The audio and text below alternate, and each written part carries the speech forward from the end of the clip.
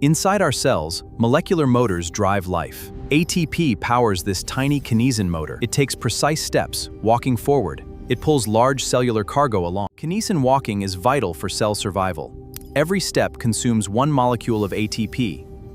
This allows it to pull heavy loads. A vast highway system exists driven by these incredible molecular machines. Life at the molecular level is a bustling city. Kinesin motors are the microscopic delivery trucks, moving essential cargo to inside the nucleus. A new process begins. Enzymes bind to the DNA double helix, creating a new messenger RNA strand. Individual building blocks snap into place, driven by these incredible molecular machines.